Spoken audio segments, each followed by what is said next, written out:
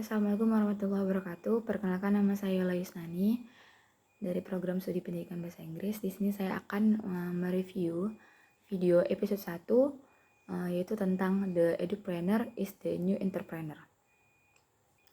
Oke, jadi di sini kita akan membahas tentang apa sih sebenarnya edupreneurship, apa sih itu entrepreneurship, apa sih artinya, siapa yang bisa menggunakannya, dan bagaimana Anda bisa menerapkan teknik kewirausahaan dalam bisnis Anda sehingga Anda dapat membuat lebih banyak dampak, mendapatkan lebih banyak penjualan, mendapatkan lebih banyak prospek, mendapatkan lebih banyak orang yang datang ke bisnis Anda, apapun produk atau layanan Anda sebenarnya.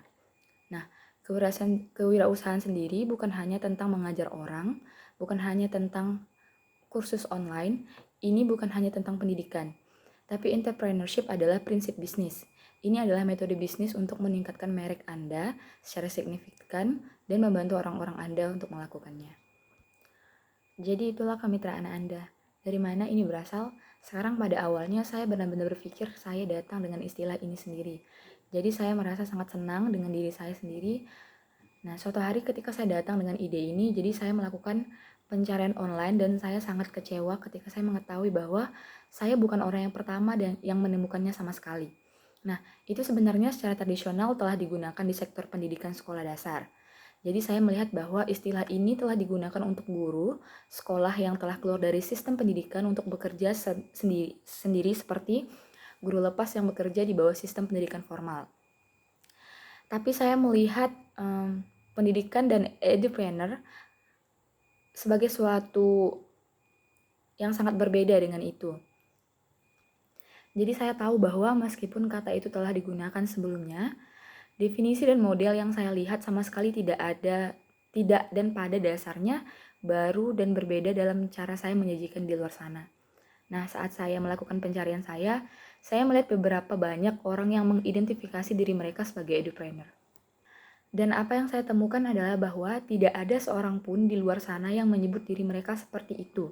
Dan sekarang hanya beberapa tahun kemudian, ada lebih dari 2000 edupreneur di grup Facebook edupreneur saya. Seperti sekarang, jika Anda pergi ke LinkedIn saat itu, satu-satunya orang yang menyebut diri mereka seorang pengusaha adalah saya sendiri. Sekarang ada ratusan orang di LinkedIn dengan jabatan edupreneur. Jadi saya merasa cukup bangga dengan sedikit rasa egois saya melakukan itu. Dan inilah yang dimaksud dengan kewirausahaan. Ini tentang membuat dampak. Ini tentang menciptakan sebuah gerakan. Ini tentang membuat orang merasa memiliki sesuatu karena mereka memahami sesuatu itu. Dan mereka memahaminya karena Anda membantu mereka mempelajarinya. Nah, jadi saya ingin pertama-tama menyentuh apa yang menjadi milik Anda, karena sekali lagi ini adalah cara kewirausahaan muncul bagi saya. Sekarang saya mengikuti program pelatihan yang bertujuan untuk menjadikan diri Anda seorang ahli yang belajar bagaimana menjadi seorang pembicara profesional, dan saya tidak tahu keahlian saya. Saya tidak tahu apa yang akan saya bicarakan. Terutama karena ada begitu banyak hal yang bisa saya bicarakan. Sangat sulit bagi saya untuk memilih sesuatu, dan saya pikir mungkin beberapa orang yang telah mendengar podcast ini sekarang berada dalam situasi yang sama. Mereka sangat pandai dalam banyak hal. Mereka telah meletakkan tangan mereka pada banyak hal dalam hidup mereka. Nah, mereka telah mencoba pekerjaan yang berbeda. Ada banyak hal yang teman-teman mereka, keluarga mereka, pelanggan mereka datangi dan meminta bantuan atau nasihat mereka. Tetapi mereka sangat sulit untuk benar-benar memilih satu hal ini dan fokus pada itu, dan menjadi terkenal karena satu hal ini. Tetapi saya dapat berbicara dari pengalaman ketika saya mengatakan bahwa dengan memilih satu hal dan benar-benar memahami teman-teman Amerika saya yang mengatakan Nietzsche, saya mengucapkan kata Nietzsche sebagai orang Inggris bahwa Anda akan mendominasi sebuah industri, dan itu adalah jauh lebih menguntungkan bagi Anda untuk mendominasi suatu industri daripada bagi Anda untuk mencoba dan membuat perbedaan di sebanyak mungkin industri. Jadi ketika saya berpikir tentang apa yang menjadi milik saya, apa ya kata saya nantinya ketika ditanya pertanyaan yang secara fundamental mengubah segalanya bagi saya. Jadi jika Anda mendengarkan, ambil pena dan kertas sekarang karena saya ingin menanyakan beberapa ini pada diri Anda sendiri. Nah, pertanyaannya kepada kami adalah Bagaimana jika Anda akan membuat sebuah gerakan? Nama apa yang bisa Anda berikan kepada mereka? Karena Anda harus memberikan sesuatu apa? Sesuatu nama. Kenapa Anda harus memberikan sesuatu nama? Apa yang Anda perjuangkan? Apa yang Anda ingin tampilkan? Apa yang ingin Anda lawan? Apa yang telah Anda lakukan selama beberapa tahun terakhir? Apa pekerjaan yang pada dasarnya telah Anda lakukan sekarang di permukaan? Ini mungkin terdengar seperti pernyataan yang sangat kabur, tapi saya benar-benar mulai memikirkannya karena Anda tahu, saya berpikir bahwa saya dapat mengajar tentang kepemimpinan. Saya bisa mengajar tentang bisnis, saya bisa mengajar tentang startup saya, bisa mengajar tentang kewirausahaan. Sebagai perusahaan pelatihan, saya memiliki topik yang tidak ada habisnya, yang dapat saya ikuti dan menjadi pemimpin di mana saya dapat pergi dan berbicara tentang mengajar tentang dan menulis buku tentang dan menasihati dan berkontribusi dengan orang-orang. Tetapi kami menyadari bahwa saya harus berbeda dan saya harus mengatakan sesuatu yang berbeda agar berbeda dari semua kebisingan lain di luar sana. Ini adalah tempat ramai yang sibuk dan gila. Jadi saya pikir apa yang telah saya lakukan untuk sebagian besar kehidupan profesional saya, dan itu adalah mendidik orang. Saya memiliki perusahaan pelatihan pendidikan. Hal lain yang saya lakukan adalah melakukannya atas nama saya sendiri. Sebagai pengusaha, sebagai pemilik bisnis, jadi saya pikir ini adalah kekuatan saya. Ini adalah hal-hal yang telah saya lakukan setiap hari sepanjang hidup saya. Jika inilah saat saya berkata pada diri sendiri, jika saya akan memberikan nama itu, saya akan menggabungkan dua hal ini bersama-sama yang telah saya lakukan untuk waktu yang lama. Nama apa yang akan saya berikan itu? Jadi bagi saya itu cukup sederhana, seperti pendidikan dan kewirausahaan yang disatukan. Sekarang banyak orang pergi. Aku benci kata-kata ganda seperti mereka mempreneur. Edupreneur suka orang, banyak orang yang membencinya. Apakah Anda tahu apakah Anda orang membencinya atau tidak? Intinya adalah itu berdiri untuk sesuatu. Itu mewakili sesuatu dan meringkas gerakan yang saya buat. Intinya adalah Anda harus mulai memikirkan hal ini dari sudut pandang komersial. Karena kita semua pernah mendengar pepatah di luar sana bahwa jika Anda tidak menghasilkan keuntungan, jika Anda tidak menghasilkan uang, maka Anda akan memiliki hobi.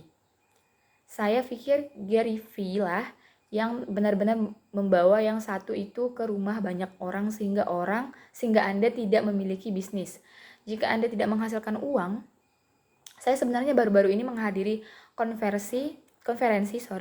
Jadi ini adalah konferensi Tribe di San Diego dan ada banyak pembicaraan di sana tentang betapa pentingnya fokus secara finansial. Dan saya telah mengatakan itu untuk waktu yang lama. Ketika saya pergi keluar dan berbicara di atas panggung, hampir semua menjadi hal yang tabu. Bahwa jika kita fokus secara finansial, jika kita berorientasi pada uang, bahwa kita entah bagaimana dangkal, bahwa kita entah bagaimana Anda tahu, hanya saja kita bukan orang yang baik. Jika kita berpikir tentang uang, tapi sungguh, kita harus memikirkan uang karena jika kita jatuh dan mati, kita tidak bisa terus memberi kepada penonton kita. Jadi saya mendorong Anda untuk fokus secara finansial dan inilah inti dari edupreneurship. Disinilah kita pergi. Bagaimana saya bisa membantu orang, bagaimana saya bisa memberi kepada dunia, bagaimana saya bisa meninggalkan warisan, bagaimana saya bisa membuat perbedaan, bagaimana saya bisa dapat membantu orang lain mencapai impian dan tujuan serta keinginan mereka, bagaimana saya bisa membantu kehidupan orang lebih baik, baik bisnis ataupun orang yang lain lebih baik. Bagaimana saya dapat membantu orang lain berhasil dan melakukan dengan cara yang penuh kasih dan perhatian? Belum. Apakah itu dengan cara benar-benar menghasilkan uang bagi saya? Ya, itulah dengan cara benar-benar menguntungkan. Dan inilah yang dimaksud dengan kewirausahaan. Dan Anda benar-benar dapat tanpa gagal membantu orang membuat perbedaan bagi orang lain dan menjadi kaya saat Anda melakukannya. Jadi di sisa podcast ini, bahkan dalam kursus online saya mengajarkan prinsip-prinsip menjadi pria.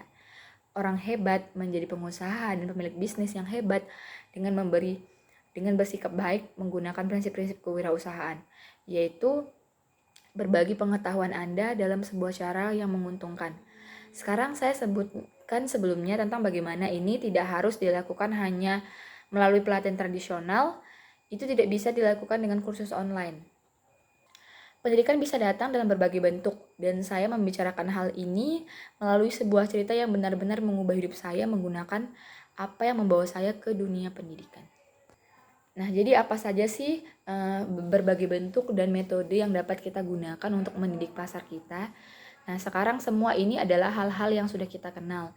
Mereka bisa menjadi video di YouTube, mereka bisa menjadi artikel majalah, artikel blog, artikel tamu, mereka bisa menjadi video streaming langsung, mereka bisa menjadi streaming langsung di Facebook.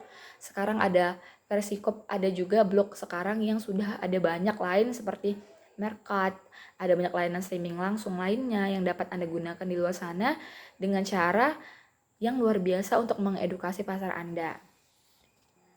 Nah, Anda dapat melakukannya dan menjadikannya informatif, menjadikannya mendidik. Anda dapat melakukannya dengan kartu gambar, Anda dapat melakukannya dengan audio dan podcast, Anda dapat melakukannya dengan begitu banyak cara berbeda. Jelas, yang saya selalu bicarakan tentang kursus online, tapi itu yang paling jelas. Sekarang Anda mungkin berpikir baik perangkat keras, seni miniatur baru, dan itu hanyalah pemasaran konten. Nah, lihat. Ya, ini adalah pemasaran konten, tetapi entrepreneurship hadir pada strategi pemasaran konten ini dari perspektif yang sangat berbeda. Ini lebih dari sekadar informasi yang kami berikan di luar sana. Kami ingin membuat transformasilah yang membawa hasil yang membuat hidup mereka berbeda, yang membuat bisnis mereka berbeda, membuat cara mereka merasa berbeda, membuat hasil mereka berbeda. Pengalaman mereka berbeda. Kami ingin tidak hanya memberitahu orang-orang bahwa ada begitu banyak informasi di luar sana. Kami ingin mendidik dan mengubah kehidupan masyarakat dan mengubah. Artinya kita harus menyediakan strategi. Nah, ini berarti kita harus berikan rahasia terbaik kita kepada orang-orang dan kemudian menunjukkan kepada mereka cara memasak hidangan tersebut. Nah, ini semua tentang membawa orang dari satu tempat ke tujuan yang mereka inginkan. Dan inilah bagian di mana ia menjadi komersial dan uang yang menguntungkan. Kami menunjukkan kepada mereka bagaimana melakukannya dengan cara yang secara langsung menghasilkan uang bagi kami dengan menyampaikan informasi itu atau mengarahkan mereka melalui corong ke produk dan layanan apapun yang menghasilkan pendapatan kami. Nah, jadi mari kita bicarakan ini sedikit lagi. Ketika kita berbicara tentang edupreneur, mengirim dan menerapkannya ke dalam bisnis dengan cara seperti konsultasi bisnis adalah bertanya pada diri sendiri bagaimana kita bisa mendidik pasar kita tentang apa yang kita lakukan dengan cara yang tidak menjual kepada mereka. Nah, karena cara lama berbisnis sekarang sudah mati. Oke, jadi ada beberapa contoh perusahaan yang kemudian Sarah yang menunjukkan kepada kami apa yang Anda maksud karena Anda sedang bertele-tele sekarang. Baiklah, mari kita bicara tentang beberapa contoh dan saya benar-benar ingin memasukkan ini ke dalam kepala Anda untuk Anda. Jadi mari kita berpura-pura Anda menjual produk makeup. Oke, ini bisnis Anda menjual produk rias, jadi kamu seperti bagaimana saya bisa menggunakan kemitraan OG? Kapan saya baru bisa menjual produk makeup Sarah? Nah, seperti itu. Nah, mari kita lihat ini secara sederhana. Oke, Anda dapat melakukan video tutorial dengan cara mendapatkan tampilan KT mousse yang sempurna, cara mendapatkan tampilan gold atau cara mendapatkan kulit bersih yang sempurna, cara mendapatkan blurb atau cara agar hari yang sempurna terlihat baik. Apapun itu mungkin benar sehingga Anda dapat melakukan semua video tutorial ini. Saya yakin Anda pernah melihat di YouTube betapa masifnya beberapa orang di YouTube hanya dengan membagikan teknik mereka, bukan? Jadi apa yang terjadi saat Anda memberikan semua informasi yang sangat mengagumkan tentang seni rias ini, Anda sedang mendemonstrasikan cara menggunakan produk dan layanan Anda. Anda mendapatkan tampilan ini menggunakan produk ini. Anda mendapatkan keberuntungan ini menggunakan produk ini. Apa yang terjadi adalah beberapa hal yang benar. Anda tidak hanya menunjukkan keahlian Anda dengan tindakan menyampaikan informasi itu. Tutorial itu demonstrasi. Anda juga mempromosikan produk Anda pada waktu yang sama.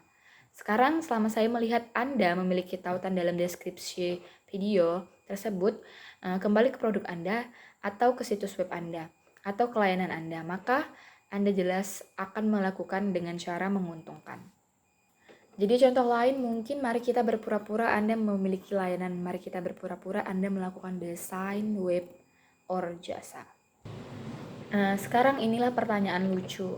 Orang-orang selalu bertanya kepada saya, tetapi saya memberikan semua informasi cara di kotak peralatan saya. Yang pada dasarnya adalah resep merek dagang dasar dari apa yang dilakukan bisnis saya. Pasti saya akan mencoba bisnis saya sendiri. Karena mengapa? Seseorang membayar saya sesuka saya melakukannya untuk mereka. Jika saya baru saja melakukan kursus online untuk menunjukkan kepada mereka bagaimana melakukannya sendiri. Anda mungkin menanyakan pertanyaan itu, bukan? Nah, mengapa saya menunjukkan kepada orang-orang bagaimana cara membuat kursus ketika itu layanan yang sebenarnya disediakan oleh pelatihan utama perusahaan saya? Mengapa saya melakukan itu? Tentunya saya akan kehilangan semua bisnis saya. Salah. Tindakan aktual menunjukkan kepada orang-orang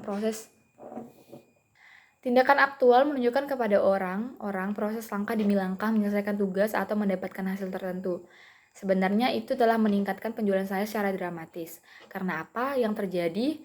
Dan saya temukan ini tidak hanya terjadi pada saya di kursus saya. Ini terjadi dengan banyak pengusaha lain yang telah saya bantu juga, di mana mereka berkata, kami semua memiliki pelanggan yang datang kepada kami dan berkata, Anda tahu apa? Ketika saya berpikir tentang kursus online di sana, saya hanya berpikir Anda mengumpulkan banyak informasi dan membuangnya secara online. Anda tahu itu sebabnya saya tidak membayar layanan kelas atas Anda, Sarah, karena saya pikir itu terlalu mahal. Saya bisa menebak sendiri bahwa yang terjadi adalah mereka menonton kursus online tentang cara membuat kursus online, dan mereka menyadari betapa banyak yang dihabiskan untuk proses pembuatan kursus itu. Mereka menyadari betapa banyak usaha yang dilakukan untuk itu. Mereka menyadari betapa banyak pekerjaan dan pertimbangan serta keahlian dan pengetahuan dan keterampilan yang ada di baik layanan itu dan kemudian sepenuhnya dan dibenarkan. Jangan takut bahwa memberikan informasi Anda, resep Anda, proses langkah demi langkah Anda akan melakukan bisnis kami. Saya jamin itu akan benar-benar meningkatkan bisnis Anda. Jadi izinkan saya memberi Anda analogi yang saya gunakan untuk mendukung ini. Jika Anda masih belum yakin, saya tahu ada begitu banyak orang yang di luar sana yang seperti orang-orang akan meniru saya, tetapi orang-orang memanggil kami melalui layanan. Benar. Anda pertama-tama hanya mengakui fakta bahwa itu berarti Anda datang dari tempat kelangkaan dan ketakutan dan kelangkaan. Dan ketakutan adalah apa yang akan terus Anda dapatkan jika Anda tetap seperti itu. Anda perlu berpikir tentang kelimpahan dan Anda perlu berpikir dalam ruang memberi karena itu adalah yang akan Anda dapatkan kembali. Saya percaya bahwa setiap hal yang Anda berikan akan dibalas lebih dari 10 kali lipat. Tapi disinilah aku pergi dengan ini. Jika demikian, itu adalah cerita yang akan saya ceritakan, bukan pertanyaan. Aku kehilangan akal sehatku, benar. Aku punya 1000 hal yang terjadi, benar. Jadi inilah analoginya. Dan saya benar-benar ingin Anda mengingat hal ini. Sekarang pertanyaannya untuk Anda adalah, apakah Anda memiliki buku resep di rak dapur Anda? Hanya memiliki sesuatu? Apakah Anda memiliki buku resep? Sekarang pertanyaan berikutnya yang akan Anda tanyakan adalah, kapan terakhir kali Anda mengeluarkan salah satu dari itu? Jika mereka seperti milikku, mereka mungkin memiliki debu pada mereka. Lapisan tipis minyak yang entah bagaimana duduk di sana dan sampai di sana setelah bertahun-tahun diabaikan. Jadi Anda punya buku resep ini di rak Anda. Sekarang buku resep ini mereka memiliki bahan yang tepat yang Anda butuhkan untuk pergi keluar dan membeli untuk membuat hidangan yang sempurna ini. Dan inilah konsep yang saya benar-benar ingin Anda ingatkan ketika berpikir bahwa edupreneur adalah benar-benar memberikan pengetahuan Anda, tidak membuat bisnis atau layanan Anda menjadi mubazir. Ini mencapai kebalikannya. Satu-satunya alasan Jamie Oliver memiliki bisnis dan restoran yang pernah Anda kunjungi dan membayar 150 US dollar untuk makan adalah karena dia memberikan pengetahuan secara online gratis karena dia menaruh informasi dan pengetahuannya di luar sana. Jika dia menyimpan semua resepnya untuk dirinya sendiri, dia hanya akan menjadi pria gemuk di dapurnya tanpa ada siapa yang tahu dia.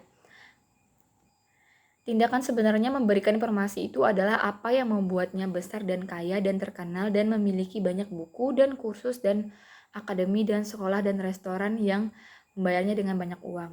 Nah, tindakan memberikan informasi itulah yang membawanya ke sana. Semakin banyak acara TV yang dia lakukan di mana dia memberikan segalanya secara gratis, semakin kaya dia, semakin banyak buku resep yang dia jual, dan semakin banyak restoran yang dia buka karena orang tidak pergi. Aku lebih suka JB memasaknya untukku. Ini menunjukkan kepada saya proses langkah demi langkah yang harus saya lalui untuk membuat blog yang menguntungkan. Anggap saja itu milik Anda. Jadi mereka sekarang akan menjadi wow, itu luar biasa. Tebak apa yang mungkin mereka bagikan dengan teman-teman mereka. Mereka akan membagikannya di grup Facebook milik mereka yang mungkin memiliki 10-an dari 1000-an orang di dalamnya. Jika video YouTube Anda yang memberikan demo, Anda akan menarik orang-orang yang mencari informasi itu. Mereka yang membagikannya akan terlibat dengannya. Seperti membuat teman-teman mereka menyukai, berbagi, dan terlibat dengannya. Coba tebak produk atau layanan Anda mulai naik daun karena orang yang melakukan pemasaran Anda untuk Anda karena Anda membantu mereka, karena Anda menunjukkan kepada mereka cara melakukan sesuatu, dan ini adalah kekuatan yang luar biasa dan luar biasa dari mendidik pasar Anda. Dalam hal yang menguntungkan karena Anda akan memastikan bahwa konten pendidikan yang Anda taruh di sana, apakah itu tertulis baik, itu audio maupun visual, semuanya berjalan untuk menjadi omong-omong. Saya dapat membantu Anda dengan ini. Aku bisa melakukan ini untukmu. Jadi saya selalu mengatakan kepada edupreneur untuk membantu dengan sengaja. Bagaimana Anda bisa membantu dengan sengaja menuliskan sekarang? Bagaimana saya bisa membantu dengan sengaja? Jadi salah satu hal yang dapat Anda lakukan sekarang adalah menuliskan semua cara Anda dapat menghasilkan uang dari pelanggan saat ini. Saat ingin Anda membuat daftar setiap produk, setiap layanan, dan saya benar-benar ingin Anda merincinya. Jadi jika Anda melakukan pembinaan, misalnya mari kita berpura-pura Anda seorang pelatih dari beberapa jenis dan pelatih bisnis, pelatih kehidupan, apapun. Anda hanya terus bisa berbicara dan memberi lebih banyak. Itu adalah hal-hal yang membuat Anda bersemangat dan hanya membuat Anda bersemangat. Itu adalah hal yang perlu Anda fokuskan untuk melakukan lebih banyak hal di mana Anda tidak berbicara tentang kehilangan arus. Anda hanya tidak menjawab pertanyaan-pertanyaan yang muncul. Jadi sekarang tindakan hanya berbicara tentang hal-hal benar-benar membantu Anda mengetahui apa niche Anda yang sebenarnya, apa proyek gairah Anda yang sebenarnya, dan satu-satunya cara untuk mengetahui hal ini adalah dengan mulai melakukannya. Dan saya akan menceritakan kisah lucu tentang bagaimana saya menemukan niche saya. Karena seperti saya yang katakan di Adwal Podcast ini, dan kami adalah banyak hal yang bisa saya pilih, jadi kisah nyata. Saya bertemu dengan teman saya, Samuel Osborne, teman baik saya. Kami berdua pernah berada di jalur untuk menjadi pembicara profesional yang lebih besar dari sebelumnya. Dan kami tahu bahwa kami harus benar-benar memahami ceruk pasar kami, dan hal bagi kami berdua adalah bahwa kami tidak dapat memilih satu topik ceruk sempit yang akan kami masuki. Jadi kami membuat komitmen bersama, kami berjabat tangan melakukan speed shake, dan kami berkata benar selama 10 minggu ke depan kami akan pergi ke taman lokal. 10 minggu ke depan kami akan pergi ke taman lokal selama 1 jam seminggu, dan hanya kami berbicara dengan kamera. Sekian dan terima kasih.